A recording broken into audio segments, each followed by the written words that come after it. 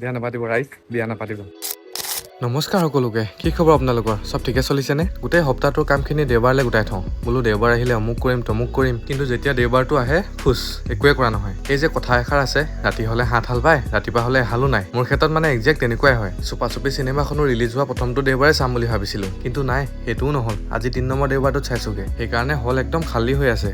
ভিডিঅ'টো দেওবাৰে হয় দেই, মইহে আজি আপলোড কৰিছোঁ। দেখিছে নহয় কিমান এলেহুৱা হৈছোঁ। কি যে হ'ব নহয় এনেকুৱা হ'লে। চিনেমা হলৰ পৰা ওলাই মেলি ভাবিলো কিবা এটা খাই লওঁগে, কিন্তু দুইটাই কথা পাতিলেও ভোকটোতো লগাই নাই। হালকা কিবা এটা খাই লওঁ। হালকা খানা বিচাৰি থাকোঁতে ওচৰতে দেখিলো মজ্জা চাহ বনাই আছে, আৰু চাহৰ গোন্ধ যি ধুনীয়া আহিছে, মানে নেখাই নোৱাৰিলো।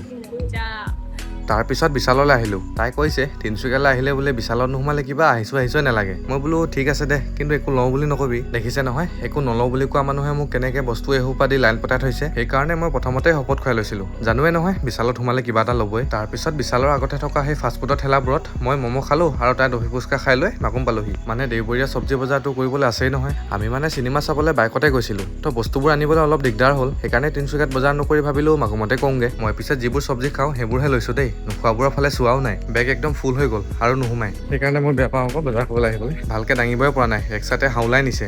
ইমান কষ্ট। বিয়া নাপাতিব ৰাইজ, বিয়া নাপাতিব।